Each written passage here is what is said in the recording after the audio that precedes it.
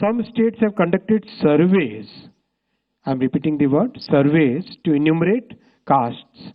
Some states have done this well, while some others have conducted such surveys purely from a political angle in a non-transparent way.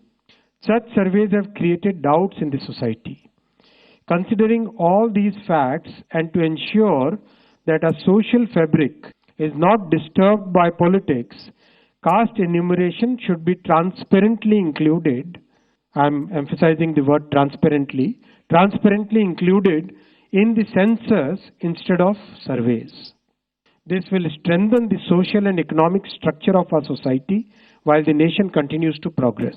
Under the leadership of our Prime Minister Shri Narendra Modi ji, the Cabinet Committee of Political Affairs has decided today, that is 30th April 2025, that caste enumeration should be included in the forthcoming census.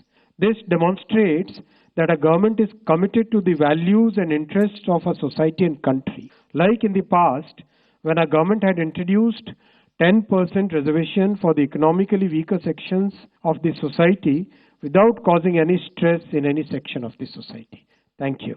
केंद्र सरकार ने लिया ऐतिहासिक फैसला। अब देश भर में होगी जातिगत जनगणना। क्या बदलेगा इससे आरक्षण और नीति निर्माण का ढांचा?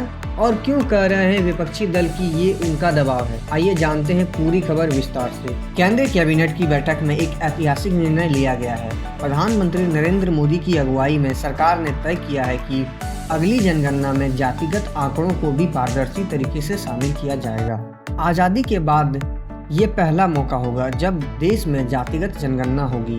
इससे पहले बिहार, तेलंगाना और आंध्र प्रदेश जैसे राज्यों ने अपने स्तर पर जातिगत सर्वेक्षण कराए थे, लेकिन अब केंद्र सरकार पूरे देश में ये प्रक्रिया लागू करेगी।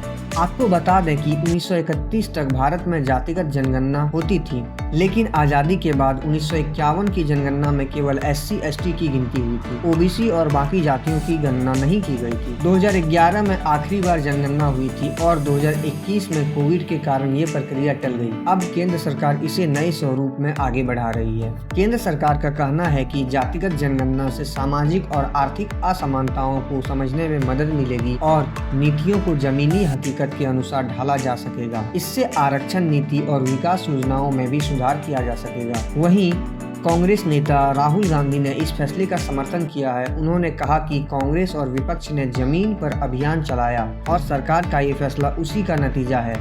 लेकिन साथ ही उन्होंने यह भी पूछा कि यह प्रक्रिया कब पूरी होगी, इसकी तारीख भी बताई जानी चाहिए। इस फैसले से न केवल जातिगत आंकड़े मिलेंगे, बल्कि यह तय करने में भी मदद मिलेगी कि किन वर्गों को किस स्तर तक सहायता और प्रतिनिधित्व मिलना चाहिए। इसके दूरगामी राजनीतिक और सामाजिक प्रभाव हो सकते हैं। तो क्या जातिगत जनगणना सामाजिक न्याय की दिशा में एक बड़ा कदम साबित होगी या ये एक नया सियासी मोर्चा खोलेगी? आपकी राय क्या है? हमें कमेंट्स में जरूर बताएं। वीडियो को लाइक करें, शेयर करें और चैनल को सब्सक्राइब करना बिल्कुल ना भूलें।